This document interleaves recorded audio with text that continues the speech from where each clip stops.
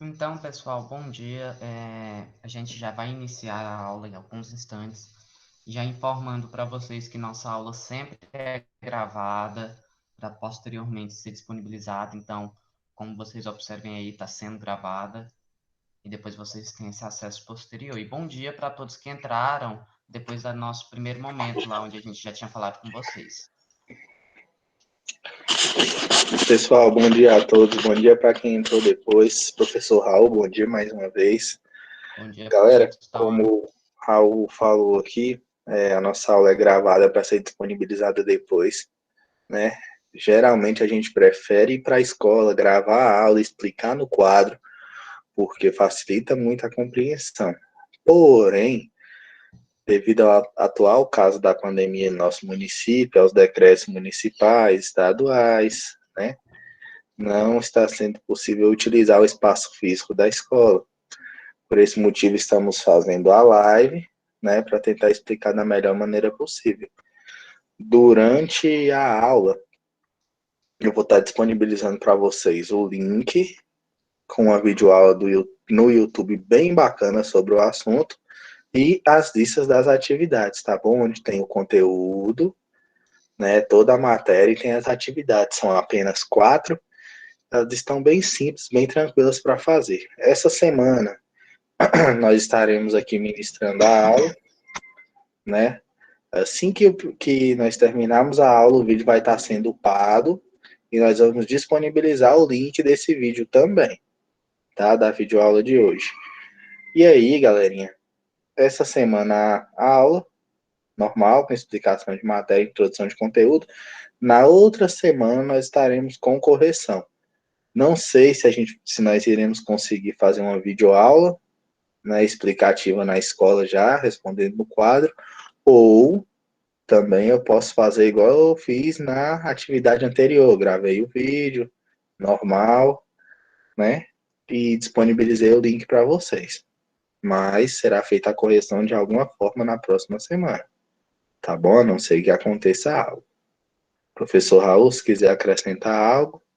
Não, só complementando que, por mais que a gente saiba que as lives vão ajudar, mas ainda não é o ideal. Principalmente para a matemática, a gente está tendo essa deficiência ainda por falta de um espaço onde a gente possa demonstrar os cálculos matemáticos, que seria o ideal, como a gente fazia antes. Os vídeos gravados por nós mesmos, depois a live, para dar um norte maior. Só que, por enquanto, pessoal, com esse novo decreto, isso, a gente está, houve essa prorrogação, a gente está de teletrabalho, a gente não tem ainda essa possibilidade de estar indo lá, gravando, mesmo seguindo todos os protocolos, os riscos são enormes, mas a gente está tentando adaptar da melhor forma possível para vocês compreenderem bem todos os conteúdos. E qualquer dificuldade, vocês sabem que a gente está aqui para estar auxiliando vocês.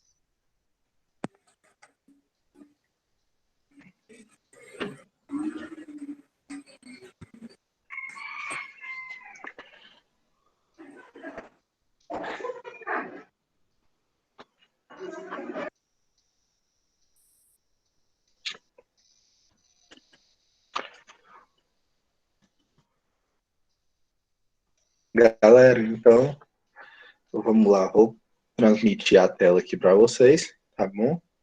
Para juntos nós estudarmos essa nova matéria.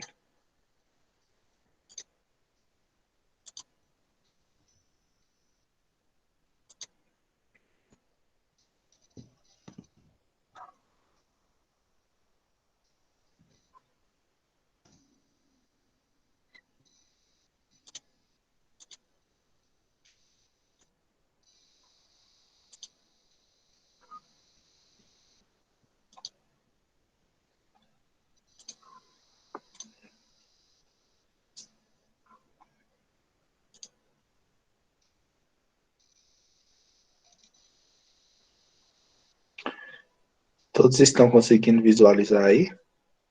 Ainda não. Está carregando, mas está preta a tela ainda, professor. Esperar carregar mais um pouquinho.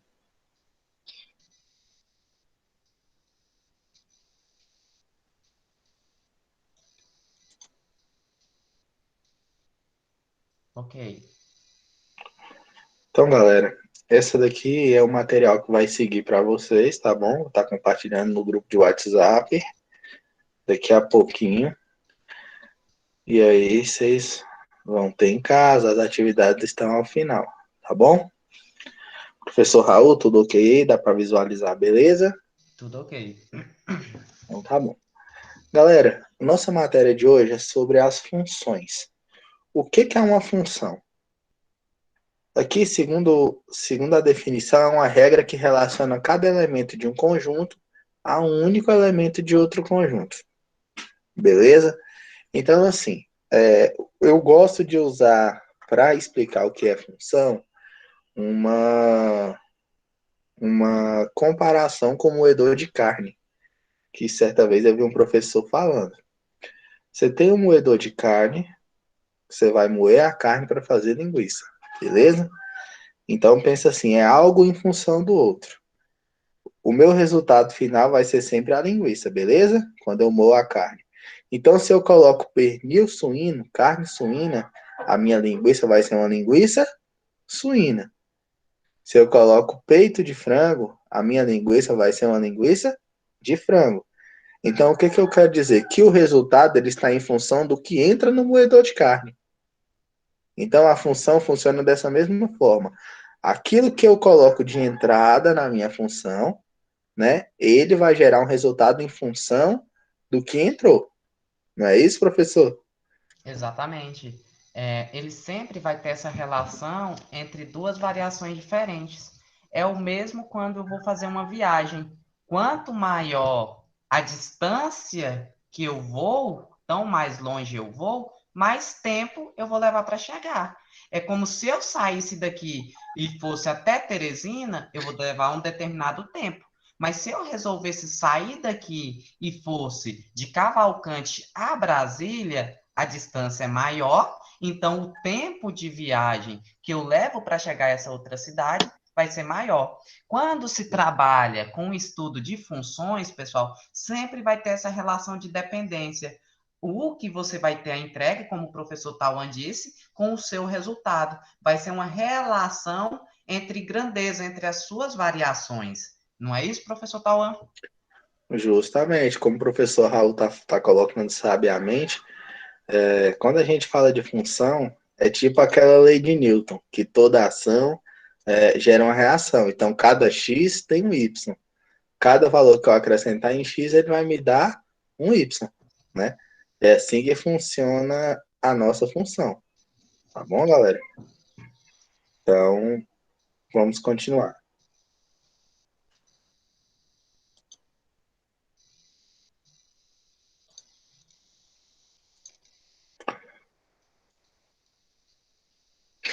Dando prosseguimento aqui, olha só como é que funciona a função.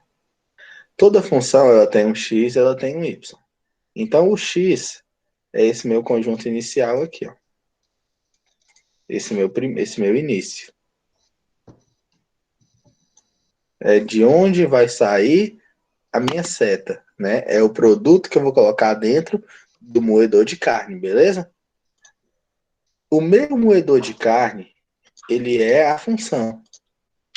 Como assim? Vocês estão vendo esse y aqui igual a 2x? Essa é a minha função. Então, esse é o meu moedor de carne. É ele que vai fazer a transformação. E o y é o resultado, ou seja, é a linguiça que vai sair de dentro do moedor de carne. Então, eu tenho aqui o x, que é o que entra. Eu tenho a função, aqui, ó, y é igual a 2x, que é o que transforma, né? E eu tenho o resultado, que é o meu y.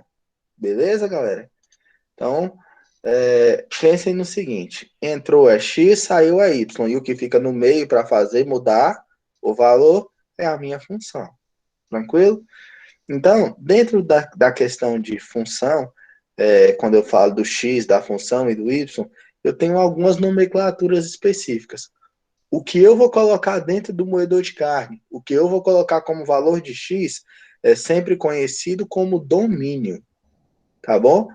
E todos os meus possíveis resultados, todos todos os que foram e os que não foram marcados, são conhecidos como contradomínio, beleza? E o meu resultado, que é exatamente aonde a seta chega, né? É a minha imagem. Pensa assim, observem que no primeiro conjunto aqui, eu tenho 0, 1, 2, 3 e 4. Quando eu coloco o zero substituindo aqui na função onde é o x, né? Eu vou ter y é igual a 2 vezes zero. 2 vezes zero, zero.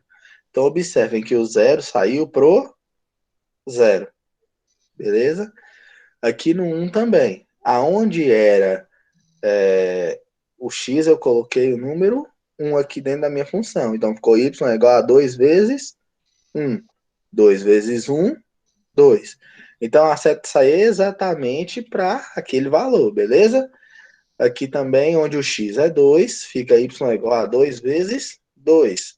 2 vezes 2 é 4, então ele saiu do 2 para o 4, e assim sucessivamente, até que todo x tenha um correspondente em y.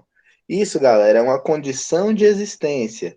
É função apenas quando todo domínio, todos os itens do domínio, tem um item no contradomínio, beleza? Então, de todo x tem que sair apenas uma seta, pode sair até mais de uma, mas para todo x, ele tem que ter pelo menos um y, tá bom? Então, que tudo que sair desse primeiro conjunto, ele tem que ter um correspondente no conjunto seguinte, beleza? Mas, professor, eu estou vendo que aí dentro do conjunto y tem o 1, tem o 3, e eles não estão marcados. É aqui, galera, que entra o conjunto da imagem. Imagem é aonde a seta chega, exatamente onde ela chega. Contradomínio são todos os itens que estão dentro do conjunto y. Não necessariamente tem que chegar uma seta neles, mas eles estão lá dentro, aí é contradomínio. Mas os que exatamente aonde chegam as setas são a imagem. No caso aqui, ó, o domínio é de onde sai 0, 1, 2, 3, 4.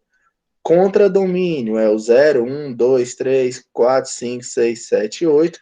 E imagem é só apenas aonde a seta chega. 0, 2, 4, 6 e 8. O 1, 3, 5 e 7, eles fazem parte do contradomínio, mas não fazem parte da imagem. Por quê? Porque não saiu uma setinha do conjunto X direcionado para ela, tá bom? Professor Raul? Então, professor, estava só complementando, que o que falou foi bem resumido. É que eles vão, basicamente, vocês estão vendo nomes novos, mas são coisas que vocês já conhecem. Basicamente, é quando vocês trabalharam com equação, que tinham lá que descobrir a incógnita existente, o valor de x. Só que nesse caso, a gente já apresenta para vocês quais são os respectivos valores de x que devem ser substituídos na função. Observem lá, y é igual a 2 vezes x. No primeiro caso que vocês substituem, o valor de x é zero. Y é igual a 2 vezes zero, que vai resultar em zero. Depois vocês vão substituir 2 vezes 1, que vai ser 2. Todas as vezes, basicamente, vocês vão ter que realizar uma continha separada para poder identificar esses valores. A cada momento há essa necessidade. Tá ok, pessoal? Não é algo complexo. Vocês vão observar que com o decorrer, vocês vão tomando a prática e vai se tornando algo natural. Por que está representado nessa forma de diagrama onde vocês estão vendo? Para vocês conseguirem visualizar essa ligação entre o domínio, o contradomínio e a sua imagem, porque são dois conjuntos distintos, mas que eles vão existir essa relação. Lembra lá quando trabalharam com união e interseção de conjuntos? Vocês podem observar que existe essa inter-relação entre os dois conjuntos. Bom, galera, dando continuidade aqui, né? Nós podemos classificar as funções de acordo com o que entra e o que sai em determinados conjuntos, tá bom? Nós temos primeiro a função sobrejetora. A função sobrejetora é se todos os elementos do contradomínio pertencem ao conjunto da imagem. Olha só. Olha lá embaixo. Observem que todo x, olha só, ele sai e ele chega ao y. Sai uma setinha de todo o item do x. E quando ele chega no y, não fica nenhum número desacompanhado. Todos eles, né, têm um resultado. Nesse caso, a função é sobrejetora. Não é igual ao exemplo anterior, que sobraram alguns, né? Nesse, todo tem o seu correspondente. Nesse caso, é uma função sobrejetora, beleza? Função injetora. Tá aqui o nosso conceitozinho, tá bom? É quando um elemento da imagem pode corresponder a dois elementos do domínio.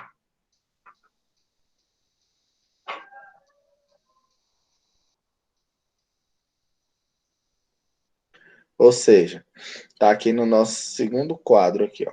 A função injetora é quando cada elemento, cada x sai para apenas um y e não repete. Observem que na sobrejetora, dois x diferentes saiu para o mesmo y, né? E no caso da injetora, ele sai e vai apenas para um. Né? O 0 vai para o 0, o 1 vai para o 2, o 2 vai para o 4, o 3 vai para o 6 e o 4 vai para o 8. Não tendo a necessidade de que todos os y tenham um correspondente, mas existe a necessidade que saia apenas para cada x apenas um y, tá bom? E cada y também corresponda a apenas um x. Na função bijetora, galera, que está aqui o nosso conceito, ela é uma função se ela for sobrejetora e injetora simultaneamente. Isto é, se todos os elementos do contradomínio pertencem ao conjunto da imagem e um elemento do contradomínio corresponde a um único elemento do domínio. Beleza?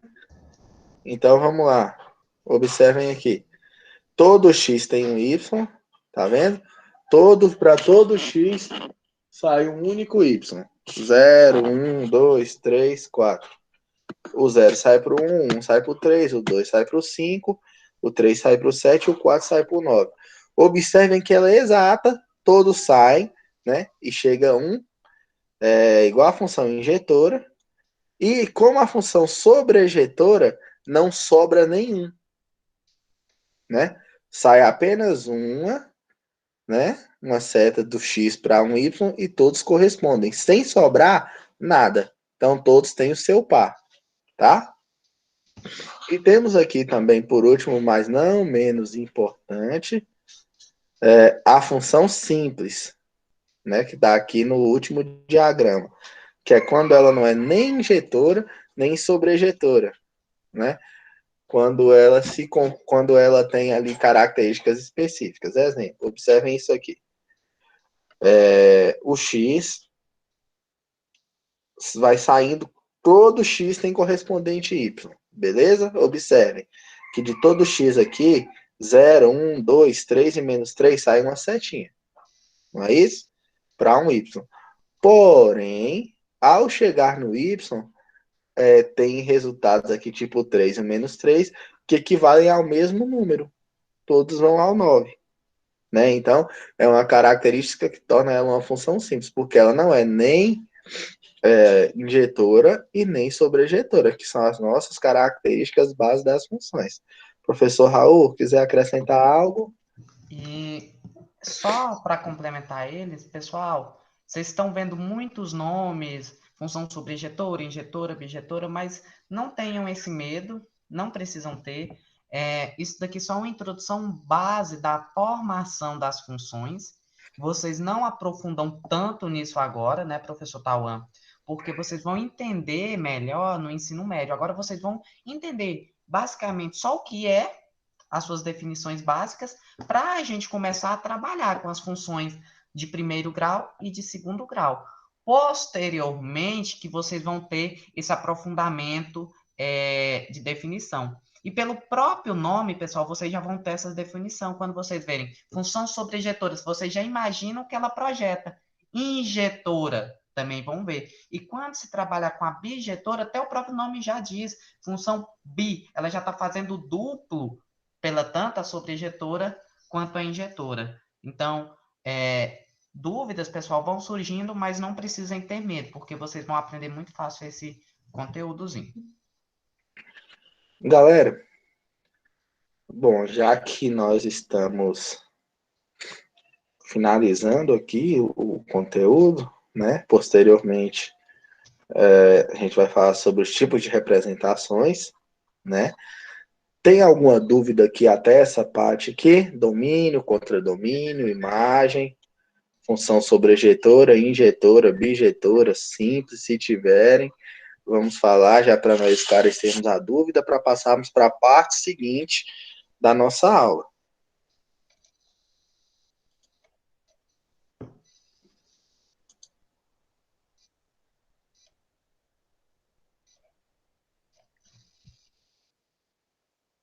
Pessoal respondendo ali no chat. Podemos continuar, galera, então? Então tá bom. Tá vendo aí, né, Raul? Nada de dúvida. O pessoal tá indo. Isso é bom. O povo tá afiado, né? Bom, galera, então, vamos continuar. Avançando mais um pouquinho aqui na nossa micro nano apostila, porque é pequeniníssima, né, nós temos os diferentes tipos de representação das funções. Por que diferentes tipos de representação? Galera, durante a matéria aí, professor Raul e eu mostramos para vocês, assim, por alto, 3 tipos diferentes de representação de função. Por alto. Isso se a gente não tiver mostrado mais, né, professor? Então, vamos lá. O primeiro tipo de representação foi o que vocês se familiarizaram aí primeiro, que é aquele que a gente faz dois conjuntos, né? Conjunto A, que é o nosso domínio, lembra? Conjunto B, que é o nosso contradomínio, lembrou, galera? Então, esse tipo de representação que sai a seta de um conjunto para o outro é conhecido como diagrama de setas, tá bom? É bacana para visualizar a saída, de onde sai, para onde vai, a imagem que gera, não é bem bacana. Temos outra representação que é as tabelas, são as tabelas. As tabelas, galera. Professor? Não só complementando, que para mim os melhores formas de representação vão vir agora. Ah, sim, eu também gosto. A outra representação que nós temos aqui, galera, são as tabelas. Nas tabelas, para cada X, a gente tem um Y, assim como no diagrama. E assim, você faz o seu cálculozinho à parte, né? E vai montando a sua tabelinha para poder depois localizar o que é domínio, o que é imagem, tá bom? O gráfico cartesiano, que eu acredito que é o predileto do Raul. Melhor que para a construção do nosso gráfico cartesiano, a gente vai precisar, pessoal, para manter uma certa organização da nossa tabela. Porque se vocês observarem, pessoal, a partir da nossa tabela, a gente está formando pares ordenados. Lembra lá a formação de pares ordenados x e y da nossa abscisse da nossa ordenada? Então, a partir desses pares ordenados, a gente começa a construção disso no nosso plano cartesiano, a localização. Olha lá, pessoal, que gráfico bonitinho que o professor apresentou para vocês. Que eu falei para vocês que era o predileto do Raul? Olha o olhinho dele brilhando lá, ó. 8 horas da manhã, o olho do cara brilhando. Sabia. Não, era 6 horas da manhã, eu estava falando, professor Tauan, que eu estava com saudade de sala de aula, de explicar o conteúdo em sala. Vamos lá, galera. Gente, o Raul já explicou o gráfico cartesiano, né? E aí nós temos agora a expressão algébrica. Lembra da expressão numérica e da expressão e da equação que a gente via ano passado, que nós vimos ano passado, onde a gente encontra o valor do x? No caso da expressão algébrica, nós vamos pegar, olha só, vou voltar um pouquinho, essa tabelinha e a gente já tem o valor do x aqui, ó. 1, 2, 3, 4 e 5. Peguei esse valor do x, aqui aonde está o x, tipo a primeira, ó, f de x igual a 3x. Aonde é o x, eu vou colocar os valores que eu tinha na tabela. Primeiro 1, aí eu vou multiplicar, 3 vezes 1, 3. Depois o 2, 3 vezes 2, 6.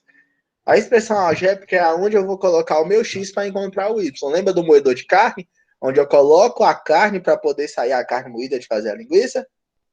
Né? Então, a minha expressão algébrica ela tem essa função de transformar o x para encontrar o y. Porque o meu y também é conhecido como f de x. Tá bom? Função de x, pessoal. Como o professor falou, f de x, ele está falando que é uma relação de função em x. Ele simplesmente abreviou isso. E também fazendo uma relação, como o professor Tawan falou lá da questão algébrica, é como se fosse um carro para você fazer a viagem, como eu falei. Imagine que o tempo vai ser a distância aplicada no carro, que você vai gastar para poder seguir, pessoal. Então, basicamente isso vai ser a ferramenta para você conseguir definir o resultado da sua função. Vai ser um mecanismo para poder fazer utilizar isso. É bem tranquilo, bem fácil, né? E bem compreensível. Vamos continuar, galera. Bom, gente, e por último aqui, a gente tem o gráfico, né? Lembra que o professor Raul falou do par ordenado? Da coordenada cartesiana para poder montar aquele gráfico? Sempre aqui a nossa primeira coluna aqui, ó, onde está Rui, João, Carlos, José, ela sempre vai ser X. E sempre a nossa segunda coluna aqui, onde está 10, 12, 11, 12, 13, 9, 14, ela sempre vai ser Y. Então, para todo X, sempre eu tenho um Y correspondente. E quando eu pareio o X e o Y, eu tenho uma coordenada, X e Y, para estar montando o meu gráfico cartesiano a partir dos pontos que eu marcar lá no gráfico. Tá bom, galerinha? É bem simples, observem que está tudo interligado. Professor Raul, quiser complementar? Não, essa eu já fez uma boa relação falando do gráfico. Bem tranquila, né? Galerinha, finalizamos, né, os nossos tipos de representações das funções. Alguma dúvida até aqui, gente? Se tiver, fale agora ou cale-se até a próxima oportunidade.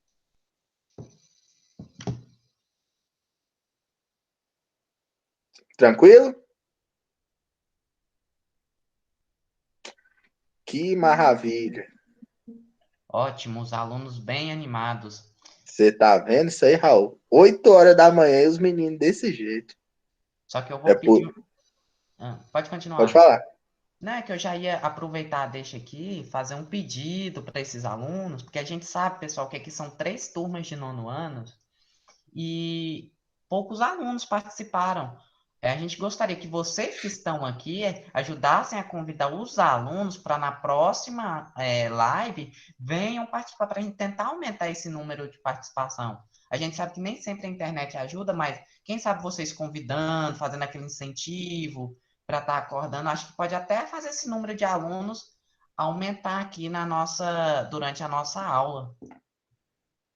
Galerinha, bom, já que nós não temos dúvidas, né, foi uma live rápida, foi uma live bem, bem simplificada, tá? Para não ficar aquela coisa cansativa, porque é muito ruim ficar aí sentado uma, duas, 3 horas na frente da máquina, né? Na frente do computador, com o telefone na mão.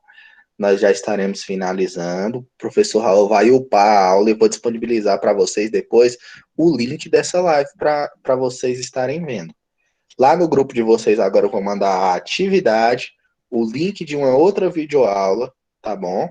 E depois nós vamos disponibilizar esse que é o tempo de upar para o YouTube, tá? Galera, muito obrigado, né? Convidem os colegas para participar, como o professor Raul falou. É muito bom estar com vocês. Espero em breve que nós possamos estar juntos presencialmente. Tá bom? Tá. Muito obrigado, gente, e até a próxima. Obrigado, pessoal. Boa semana para vocês. Tchau, tchau.